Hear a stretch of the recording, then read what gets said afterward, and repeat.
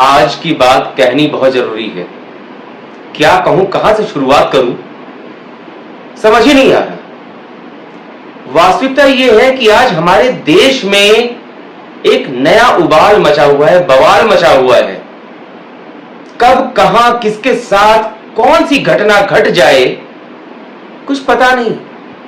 हमारा देश, हमारी संस्कृति, नारी का सम्मान करने वाली यह संस्कृति जो है आज कहीं विलुप्त हो गई है, नष्ट हो गई है, समाप्त सी हो गई है। इन दिनों पश्चिम बंगाल की एक घटना ने पूरे देश को झकझोर रखा है। कहना क्या चाहता हूं आप समझ ही गए होंगे। आरजी कर अस्पताल, आरजी के अस्पताल दोनों नाम से जाना जाता है। वहां की एक डॉक्टर बिटिया के साथ जो घटना घटी उसके बारे में बताने को तो कुछ बचा ही नहीं है। जानते सभी हैं क्या घटना हुई, कैसे हुई, कब हुई, और उसके बाद शुरू हुआ घृणित राजनीति का दौर। पश्चिम बंगाल में जिनकी सरकार है उस सरकार की मुखिया, समझ ही गए होंगे, उस सरकार की मुखिया खुद अपने लाव लश्कर के साथ निकलती हैं दोषियों को फांसी देने की मांग उठाते हुए। अरे आपके ही राज में इतना घृणित कुकृत्य, दुष्कर्म, क्या क्या कहा जाए, ऐसी घटनाएं हो रही हैं और आप तो रक्षा करने लायक नहीं है। महिला होकर एक महिला के साथ होने वाले अत्याचार को रोक नहीं सकती और बाद में घड़ियाली आंसू बहाते हुए निकल जाते हैं सड़क पर। विपक्षी पार्टियां शर्म आती है कहते हुए कि वे विपक्षी पार्टियां हैं, क्योंकि आज उस डॉक्टर बिटिया के साथ कौन खड़ा है। जगह जगह डॉक्टरों का विरोध प्रदर्शन हो रहा है, लेकिन उस बिटिया को इंसाफ मिलने की बात, क्या लगता है कि इंसाफ मिल भी पाएगा। एक व्यक्ति को पकड़ लिया जाता है मुख्य आरोपी के नाम पर और गुनाह कबूलवाया जाएगा, पॉलीग्राफी टेस्ट होगा, तरह तरह की बातें, उसने क्या उगला, क्या राज निकाले, वो ऐसी फिल्में देखता था, वो ऐसा हिंसक था।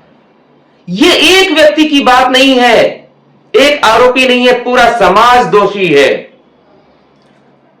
उसी अस्पताल की बात। इस घटना के बाद अचानक आधी रात को लगभग 5,000 लोगों की भीड़ इकट्ठा हो जाती है, सबूतों के साथ छेड़छाड़ हो जाती है, अस्पताल का प्रबंधन तरह तरह की बातें घुमाने लगता है।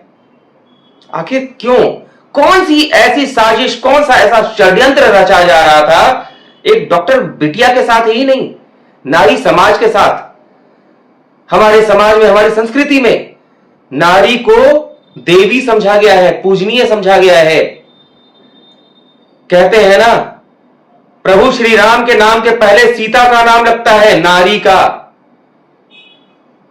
कन्हैया, कृष्ण भगवान के नाम के पहले राधा का नाम लगता है, सीताराम, राधे कृष्ण। क्या हो गया है हमारे समाज को। नेता तो बस अपनी राजनीति चमकाने के लिए निकल पड़ते हैं, लाशों पर राजनीति करते हैं, रोटियां सेकते हैं। बात केवल बंगाल की हो तो किनारे को रखा भी जा सकता था मामला। घटना यही रुकती नहीं है। महाराष्ट्र के बदलापुर में छोटी छोटी बच्चियों के साथ, 4-4 साल की बच्चियों के साथ दरिंदगी की खबर आती है। क्या हो रहा है ये। इस चीज को क्या केवल पुलिस की जिम्मेदारी है रोकना? केवल पुलिस की जिम्मेदारी है? नहीं, समाज की जिम्मेदारी है, माता पिता की जिम्मेदारी है। माता पिताओं को चाहिए कि वे अपने बच्चों के अंदर ऐसे संस्कार डालें कि कोई भी महिला, बच्ची उसको अपनी बहन, मां, बेटी के समान दिखे। जो आरजी कर अस्पताल में घटना घटी डॉक्टर बिटिया के साथ, जूनियर डॉक्टर ही सही थी तो डॉक्टर, वो काम क्या करती थी? लोगों की जान बचाने के लिए उसने प्रण लिया था। लोगों की जान बचाने का काम करना था उसे, वही काम कर रही थी। मतलब जान बचाने वाली रक्षक। और समाज में बैठे हुए दरिंदे भक्षकों ने उसी का भक्षण कर लिया। दरिंदगी का शिकार बना लिया। बेशर्मी की हदें पार हो गई। हैवानियत कहां चली गई? हैवानियत शब्द कम है, बेशर्मी की हद पार हो गई। और राजनेताओं को तो एक नया मुद्दा मिल गया। धरना कर दो, प्रदर्शन कर दो, लाइमलाइट में आ जाओ, चमक जाओ। और चमकने के बाद डॉक्टर बिटिया को इंसाफ मिले ना मिले किसे पड़ी है? पुलिस अपना काम करेगी, कानून अपना काम करेगा। लेकिन हमने तो धरना प्रदर्शन करके, विरोध करके कैमरे के सामने अपने चेहरे को चमका लिया। लोगों ने जान लिया कि हां भाई, ये भी नेता हैं। और नेतागिरी चमका ली, बाद में किसी को इंसाफ मिले ना मिले, भाड़ में जाए। कहते हैं ना, भाड़ में जाए जनता, हम बजाए हारमोनिया। मतलब ये एक ट्रेंड बन गया है। महाराष्ट्र के बदलापुर में छोटी छोटी बच्चियों का क्या कसूर था? समाज इतना हैवान क्यों बनता जा रहा है? मात्र राजनेताओं का कसूर है।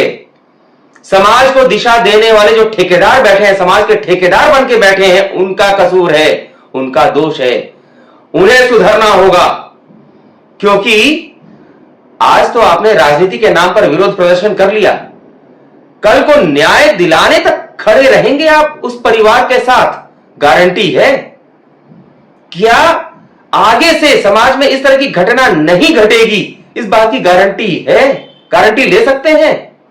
कोई धर्म के नाम पर तो कोई राजनीति के नाम पर बवाल तो कर बैठता है। लेकिन ऐसी घटनाओं को रोकने के लिए क्या किया जा रहा है? महिलाओं को सशक्त बनाना ही काफी नहीं है। महिला कितनी भी सशक्त हो जाए, एक महिला के ऊपर अगर 10 व्यक्ति हमला कर दें तो आसान नहीं है पार पाना। इसके लिए उन 10 व्यक्तियों को संस्कारी होना होगा। कहीं महिला दिखे तो नजरें सम्मान में झुकनी चाहिए, हैवान की तरह नहीं। महिला है तो वो आपके लिए अवसर नहीं है, वो आपकी एक जिम्मेदारी है। उस महिला को इज्जत के साथ जीवन जीने योग्य माहौल देना आपकी जिम्मेदारी है। राजनेता क्या खाक समझेंगे? पश्चिम बंगाल की नेता, वहां की सर्वोपरि नेता, सर्वोच्च नेता, जो कि आज बागडोर थाम कर बैठी हैं, आप खुद महिला है ना? क्या कर लिया आपने?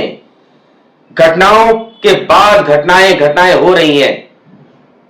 लगातार इस तरह की घटना महिलाओं के साथ। जब चुनाव के बाद, जब आपके राज्य में चुनाव हुआ था, उसके बाद ही महिलाओं के साथ दरिंदगी। कुछ समय पहले ही आप ही की पार्टी के लोगों ने महिलाओं के साथ कैसी कैसी दरिंदगी की। जब मामला खुला तो कितना बवाल मचा, सब पता चला। विपक्षी पार्टी भी बस आएंगे, हंगामा करेंगे, नाचेंगे, गाएंगे, उसी में हंसी ठिठोली भी होगी और शाम होते होते सब घर में जाकर सो जाएंगे। अरे शर्म करो, शर्म करो।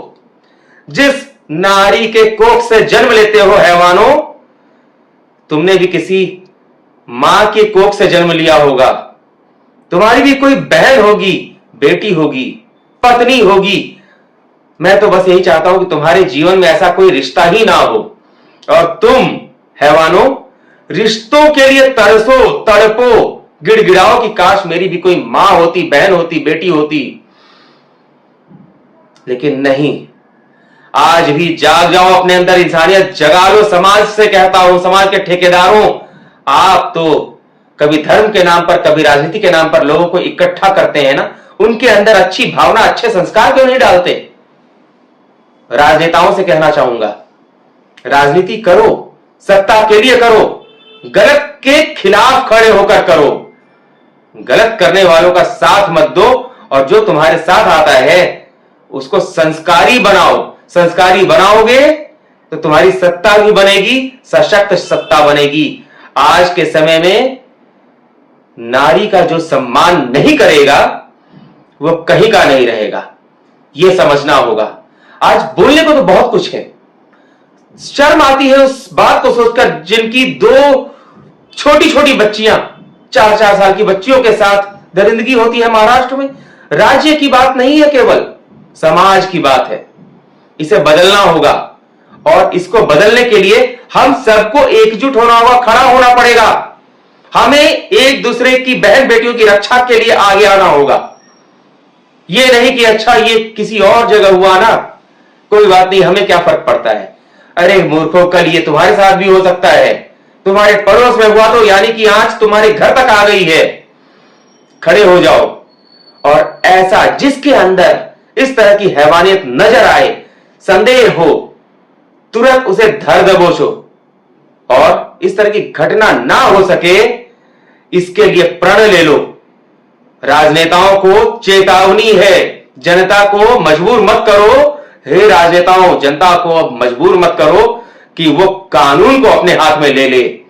विरोध प्रदर्शन तक तो ठीक है, कहीं ऐसा ना हो कि ये प्रदर्शन एक क्रांति के रूप में बदल जाए और जन क्रांति तुम्हारे खिलाफ तुम्हें कहीं का ना छोड़े। कहने को बहुत कुछ है, लेकिन आज मैं अपनी बात को यहीं पर रोकूंगा। जल्दी ही आऊंगा।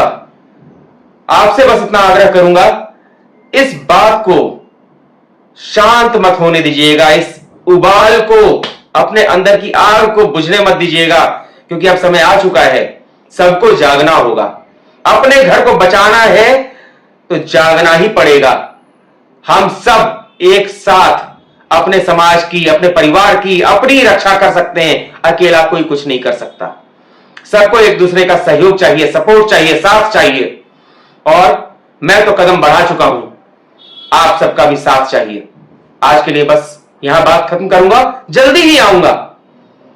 भ्रष्ट राजनेताओं को, समाज के ठेकेदारों को, धर्म के ठेकेदारों को उनकी औकात दिखानी जरूरी है। हमारे लिए आपका साथ जरूरी है। नमस्कार।